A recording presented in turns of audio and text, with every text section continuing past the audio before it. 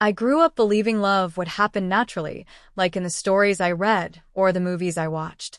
But at 27, with no meaningful relationships and a tendency to bury myself in books, my mom decided it was time to intervene. I wasn't thrilled about her plan, but when my mom set her mind to something, there was no stopping her.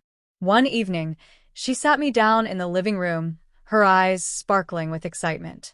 "I've found three wonderful girls," she announced, as though she'd just uncovered hidden treasure. "They're all kind, talented, and someone I think you'll really connect with." "Three girls?" I asked, my eyebrows shooting up. "Mom, I'm not a contestant on some reality show." She smiled, brushing off my protest. "Just meet them. That's all I ask. You don't have to decide anything now." Part of me wanted to argue, to tell her love wasn't something that could be arranged like a family dinner. But I could see how much effort she'd put into this. For her, it wasn't about control, it was about wanting me to be happy. Reluctantly, I agreed, though I wasn't sure how to feel about the whole thing. The first girl, Sophia, was someone my mom described as gentle and thoughtful. She was a librarian who shared my love for books, and when we met, her warm smile put me at ease. Over coffee, we talked about everything from classic literature to our favorite childhood stories.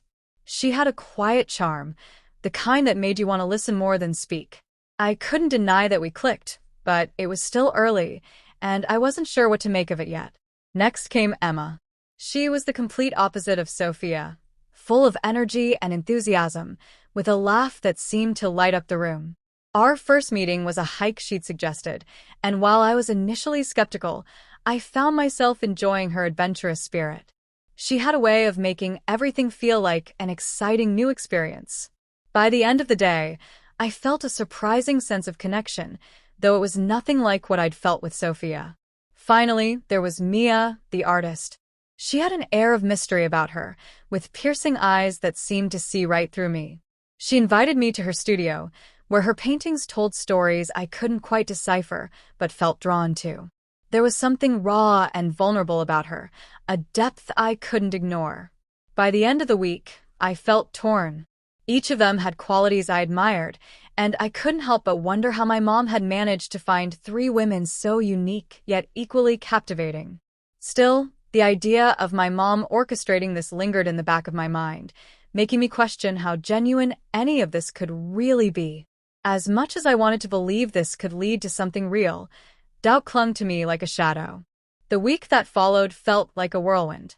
Spending time with Sophia, Emma, and Mia was an experience I hadn't anticipated. Each of them brought something entirely different to my life, and as I got to know them, I found myself drawn in ways I couldn't have predicted. Sophia was a calming presence. Whenever we met, it felt like stepping into a warm, familiar story. She introduced me to her favorite poetry, and we spent hours debating interpretations of passages that spoke to us. Her gentle demeanor and thoughtful questions made me feel seen in a way I hadn't experienced before.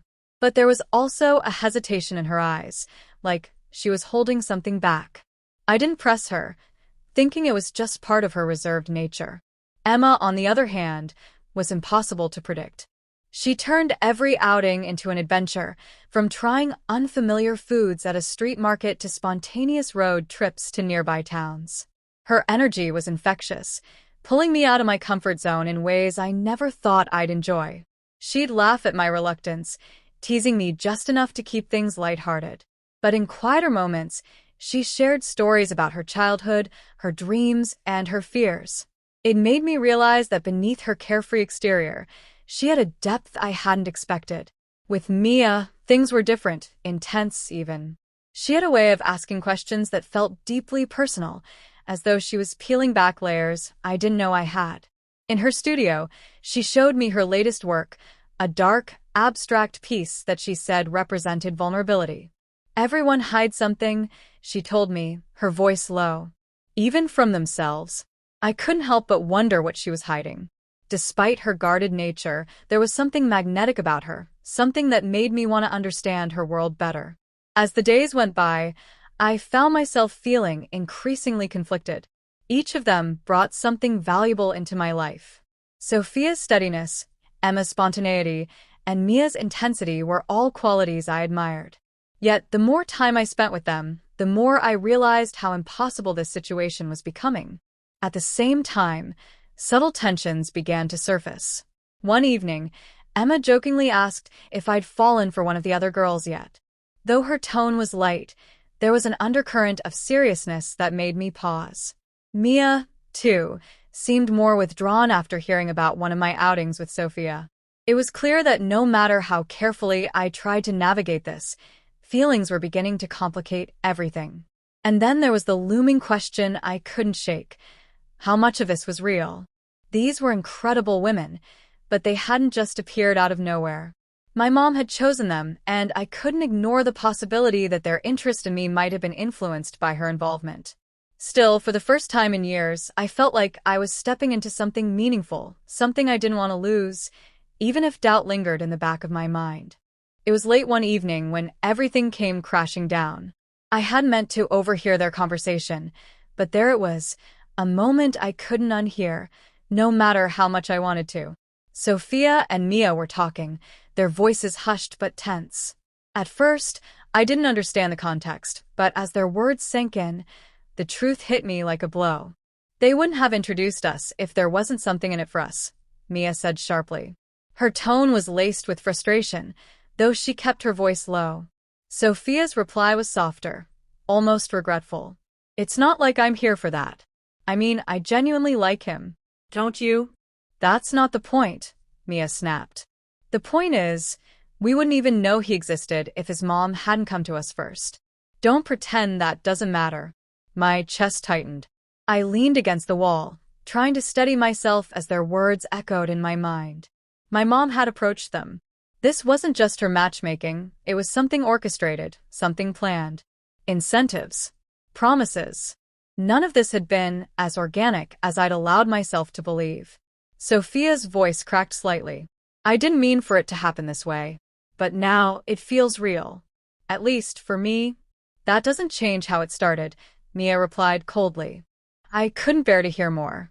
My feet carried me away before I could confront them, but their voices lingered, each word piercing deeper. Everything felt tainted. The moments I'd shared with them, the connections I thought I'd built, it all seemed like a facade now. The next morning, I confronted my mom. She didn't deny it. In fact, she seemed almost proud, as though she'd done me a favor. I just wanted to help, she said, her tone defensive. They're good girls. They had no reason to meet you otherwise, so I gave them a little nudge. A nudge. I repeated, disbelief thick in my voice. You bribed them, Mom. How am I supposed to trust anything now? Her expression softened, and for a moment, she looked genuinely remorseful. I never meant to hurt you. I only wanted you to have a chance at happiness. But her words couldn't undo what had been done. I felt betrayed by the one person I'd always trusted completely. And the girls. How could I face them now, knowing their interest in me had been influenced by something so calculated? When I finally confronted them, it was Emma who spoke first. Yes, your mom approached us, she admitted, her eyes filled with guilt. But that's not why I stayed. I stayed because I care about you. Mia stayed silent, her arms crossed defensively. Sophia looked like she wanted to disappear. None of it felt real anymore. I walked away from all of them that day. I didn't know if I could ever trust them or myself again. The walls I'd carefully started to let down were back up, higher and stronger than before. For now, it was the only way I knew how to protect myself. Days passed in a blur of emptiness. I spent most of my time alone, wrapped in my own thoughts, replaying every conversation, every moment I'd shared with the girls. The feeling of betrayal was suffocating.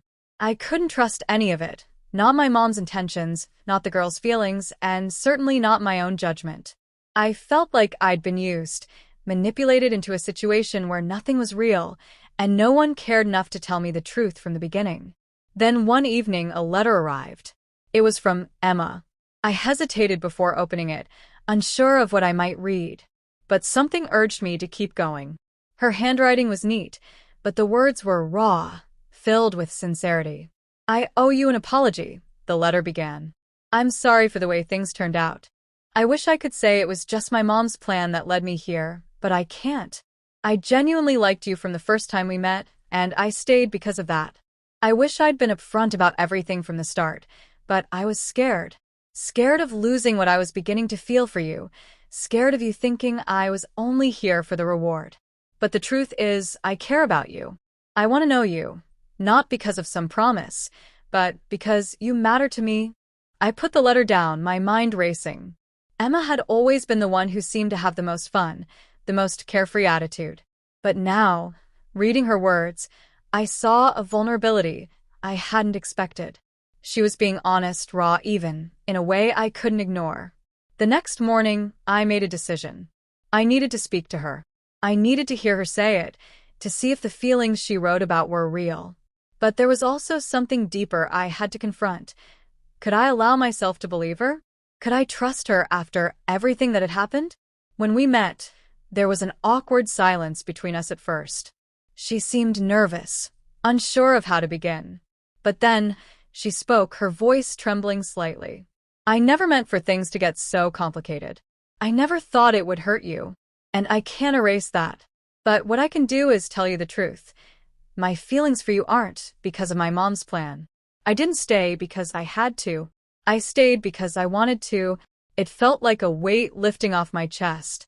Her words, while far from perfect, held a sincerity I couldn't ignore. There was no pretense, no hidden agenda. Just a woman who, despite everything, was willing to fight for something real. I don't know what to believe anymore, I admitted, my voice shaky. I don't know if I can trust anyone, even you. I understand, she said softly. I hurt you, and I can't take that back. But I can be patient. I can show you that what I feel for you is real.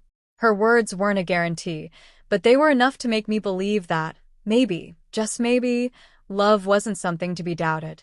It wasn't perfect, and it certainly wasn't easy, but there was honesty in her voice that I hadn't heard before. Over the next few weeks, I tried to rebuild the connections I'd lost. My mom and I talked.